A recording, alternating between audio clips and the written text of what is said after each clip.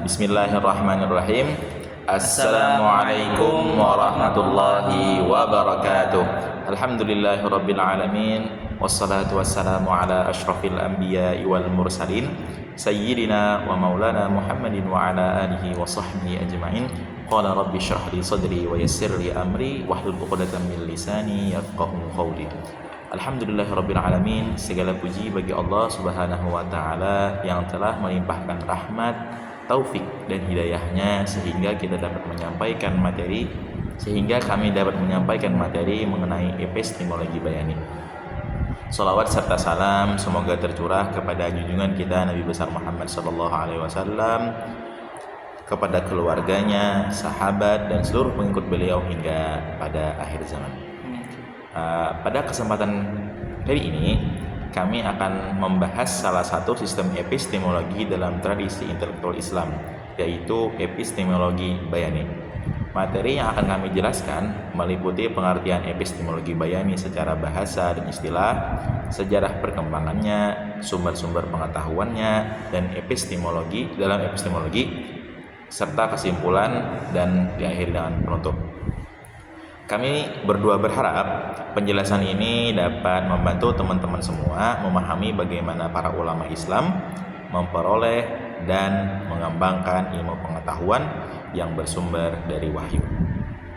Baik, kita masuki ke pembahasan yang pertama, yaitu pengertian epistemologi bayani. Sebelum memahami epistemologi bayani lebih dalam, kita perlu mengetahui terlebih dahulu apa yang dimaksud dengan epistemologi. Secara bahasa, kata epistemologi berasal dari bahasa Yunani, yaitu episteme yang berarti pengetahuan, dan logos yang berarti ilmu, teori, atau kajian. Jadi, epistemologi merupakan cabang filsafat yang membahas hakikat pengetahuan, sumber pengetahuan, cara memperoleh pengetahuan, serta bagaimana menentukan bahwa suatu pengetahuan itu benar. Dengan kata lain, epistemologi berusaha menjawab pertanyaan seperti dari mana ilmu diperoleh, bagaimana cara mendapatkannya, dan apa ukuran kebenarannya. Oke, selanjutnya pengertian epistemologi secara istilah. Istilah bayani berasal dari bahasa Arab, yaitu al-bayan, yang berarti penjelasan, keterangan, atau sesuatu yang menerangkan secara jelas. Secara istilah, epistemologi bayani adalah metode memperoleh pengetahuan yang menjadikan wahyu, yaitu Al-Quran dan Hadis, sebagai sumber utama. Pengetahuan diperoleh melalui pemahaman terhadap teks-teks syariat, menggunakan kaidah bahasa Arab serta metode penafsiran yang telah dikembangkan para ulama. Dalam epistemologi bayani, akal tetap memiliki peran.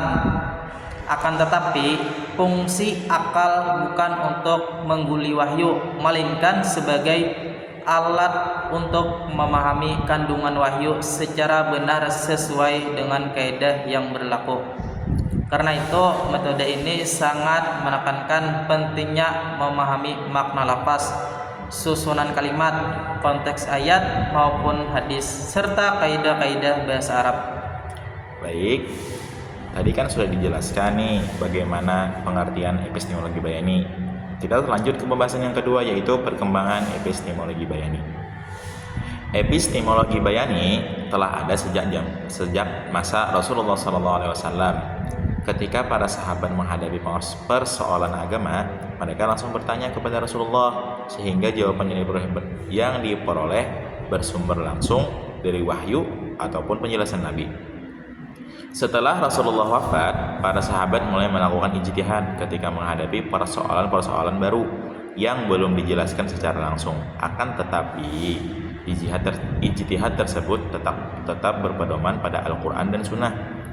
Pada masa tabi'in dan tabi'ut tabi'in, wilayah Islam semakin luas sehingga muncul persoalan-persoalan baru yang membutuhkan penjelasan hukum. Nah, dari sinilah mulai berkembang berbagai metode penafsiran terhadap nas.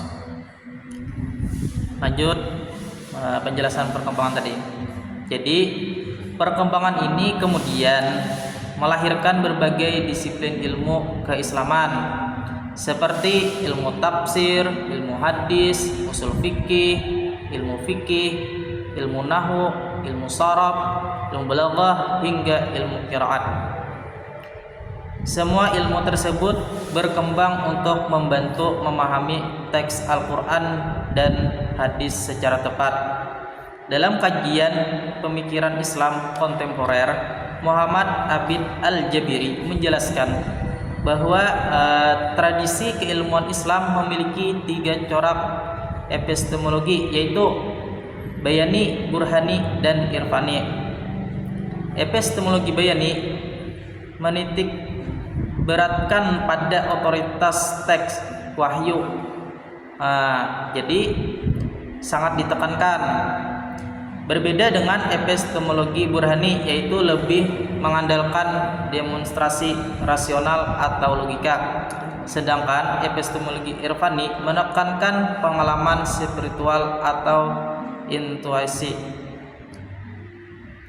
Karena itu epistemologi bayani menjadi fondasi utama bagi berkembangnya ilmu-ilmu syariat dalam Islam. Oke, baik. Kita lanjut ke pembahasan yang ketiga, yaitu sumber pengetahuan epistemologi bayani. Sumber pengetahuan pertama dan paling utama epistemologi bayani yaitu adalah Al-Quran, karena Al-Quran merupakan firman Allah yang menjadi petunjuk bagi seluruh umat manusia. Segala bentuk penetapan hukum maupun pemahaman dalam epistemologi bayani selalu berusaha kembali kepada Al-Quran sebagai sumber utama. Kemudian sumber yang kedua adalah hadis atau sunnah Nabi Muhammad SAW.